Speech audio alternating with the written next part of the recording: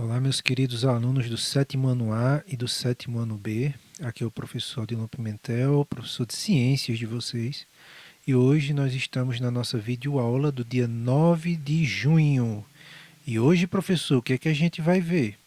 Bom, a gente vai ver sobre o Sol e a energia. Na verdade, a energia que é captada pelos seres vivos e vai passando para os seres vivos. No fundo, nós funcionamos à base de energia solar, viu?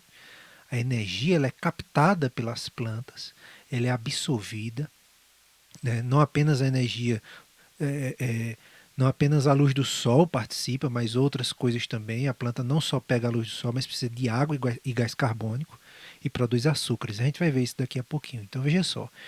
A energia proveniente do Sol é responsável pelo aquecimento da superfície terrestre. Acho que vocês já devem ter percebido isso, né? Da água e da atmosfera, possibilitando a vida da grande maioria dos seres vivos. Então vejam só, os seres vivos são altamente dependentes do Sol, porque o Sol fornece essa energia que vem na forma de luz e calor, ok?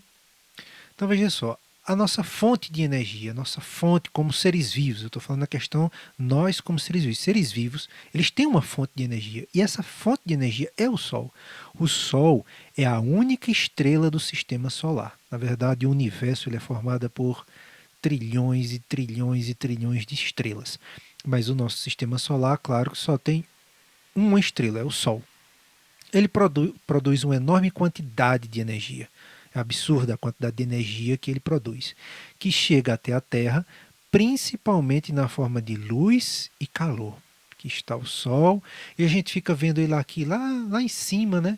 A gente fica achando, será que ele é grande ou não, né? Será que ele é do tamanho da Lua, maior um pouquinho do que a Lua? Bom, a gente vai ver aqui, tem uma comparação de todos os planetas do Sistema Solar e o Sol. O Sol nem dá para aparecer aqui, né, nessa imagem de tão grande que ele é. E onde é que está a Terra, professor? Está bem aqui, olha aqui. Ó. Exatamente aqui. Ó. Aqui é Júpiter, Saturno, né? Você vê como a Terra é um planeta pequenininho. Olha o tamanho da Terra perto do Sol. Ô, professor, mas eu olho para o céu e eu não vejo o Sol tão grande assim.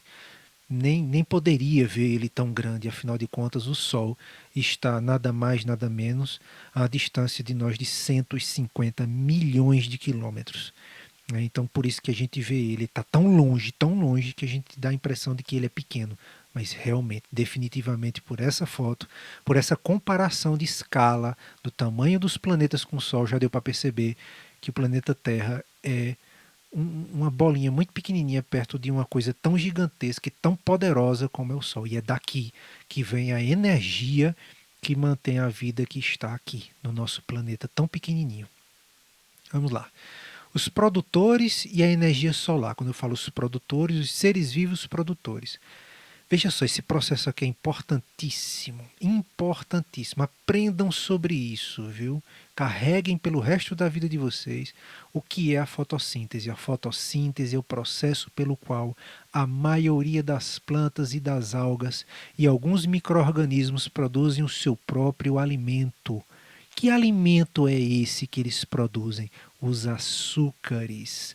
Eu não coloquei aqui, mas o alimento, existe um tipo de açúcar que é o açúcar produzido muito pelas plantas, que é a glicose, certo? É um tipo de açúcar. Então, existem outros açúcares presentes nas plantas e ela é produzida, esses açúcares são produzidos pela fotossíntese. Foto quer dizer luz. Síntese, vamos entender como produção, né? Produzir alguma coisa a partir da luz, né? Então vai produzir o seu alimento a partir da luz do sol. Os açúcares que eu mencionei são substâncias orgânicas que armazenam energia química, que pode ser utilizada pelos organismos na realização de suas atividades. Que atividades são essas? Bom, a atividade de respirar, de caminhar, né? Enfim, as atividades que exigem atividades musculares, neurológicas, né, de pensamento, enfim, tudo que todo o metabolismo que acontece no organismo, nos organismos vivos, precisam de energia. E essa energia é retirada dos açúcares. E de onde é que vem esses açúcares? Esses açúcares que são que a gente, né, utiliza? Através das plantas de um processo chamado fotossíntese.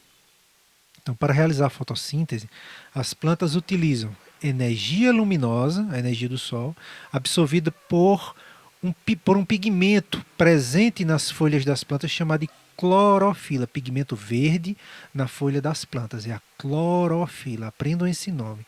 As folhas possuem um pigmento de cor verde, por isso que as plantas são verdes, chamado clorofila, e é ele que ajuda a sintetizar, pegar a luz do sol e transformar em energia, energia química na forma de açúcar. Mas só a planta vai precisar apenas de energia luminosa, só isso ela já vai produzir seu próprio alimento? Não. Precisa de mais duas coisas: gás carbônico, que também é absorvido pelas folhas, e água, que é absorvido pelas raízes. Então vejam só, a fotossíntese é um processo em que as plantas produzem seu próprio alimento.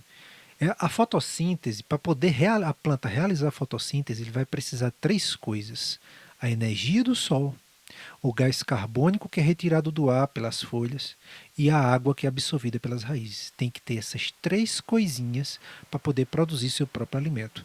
Então veja só, a plantinha aqui, ó, pegando a luz do sol, pega a luz, gás carbônico e água, né? E vai fazer o que? Vai produzir, não falei sobre isso, mas produz oxigênio. Oxigênio, inclusive, que a gente usa para respirar. A planta também respira oxigênio, mas ela produz mais oxigênio do que ela precisa para respirar. Então vamos lá, recapitulando. A planta precisa de luz, gás carbônico e água. E vai produzir não só o açúcar, que serve de alimento para ela, mas produz também oxigênio, que vai servir para que os outros seres vivos, os outros animais possam respirar oxigênio, e até ela mesma, só que ela sempre produz mais oxigênio do que o que ela precisa para respirar. Vejam só, não falei dos cloroplastos, aliás, da clorofila, né, que está presente nessas estruturazinhas chamadas de cloroplastos. Olha só porque que as plantas são verdes. Isso aqui é uma imagem feita num microscópio. Aí a gente consegue ver aqui, ó, como é que funciona esse, essa estrutura todinha dentro da folha, né, que a gente só consegue ver com a ajuda do microscópio. E claro que a planta vai crescer porque ela utiliza a luz do sol, utiliza a água, utiliza gás carbônico, né, utiliza também sais minerais, mas não para produzir os açúcares, mas para poder ajudar no crescimento das plantas. Além dos açúcares, o processo de fotossíntese também produz gás oxigênio, né? Falei sobre isso, que é liberado na atmosfera. A maioria dos seres vivos utiliza o gás oxigênio na respiração. Então, mais uma vez, a planta pega água pelas raízes, pega gás carbônico pelas folhas, também pelas folhas absorve a energia do sol, né, através de um pigmento verde chamado de clorofila, e aí produz o oxigênio. Então perceba, existe o ciclo aqui do gás carbônico, né?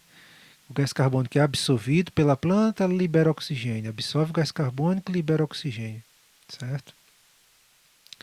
Outra coisinha aqui.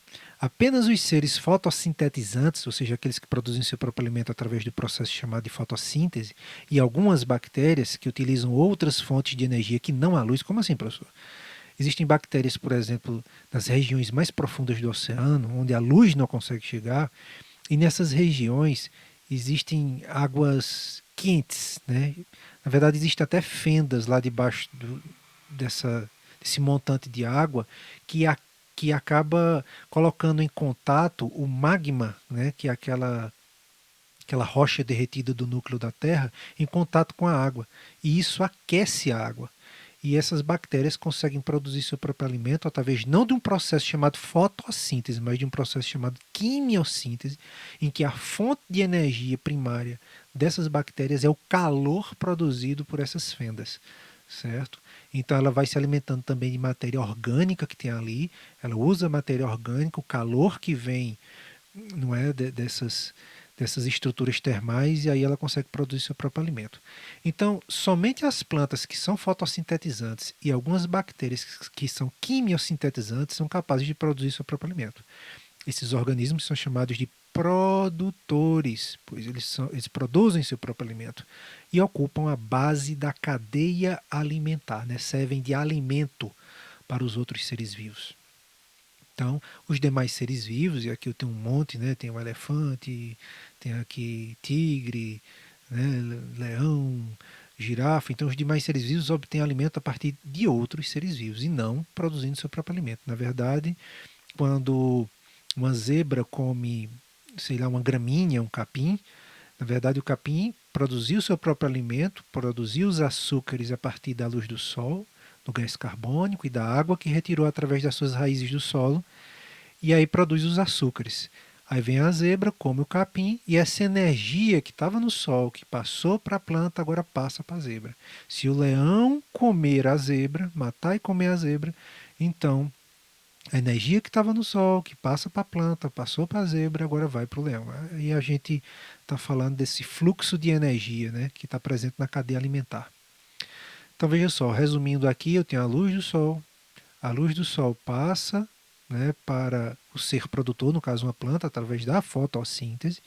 Lembrando mais uma vez, para não esquecer, a fotossíntese é o processo pelo qual as plantas produzem seu próprio alimento, pegando a luz do sol, gás carbônico e água. Aí vem um ser herbívoro, no caso aqui eu tenho uma lagartinha, que vai comer essa planta. E eu tenho um ser vivo aqui carnívoro, que vai comer o herbívoro. Então isso aqui, a energia do sol passou para a planta, que passa para o herbívoro, lagarta, né? Que passa para o passarinho aqui. Todos eles vão morrer. E aí essa energia também é aproveitada pelos seres decompositores, que podem ser algumas espécies de bactérias e de fungos, ok? Principalmente fungos, que são seres decompositores, certo? Por hoje é só, pessoal. Vocês vão responder aí um exercício de 3 questões. Espero que tenham gostado, né? E na próxima semana a gente está aí com outra aula de ciências. Um abraço para vocês. Que Deus os abençoe. Tchau.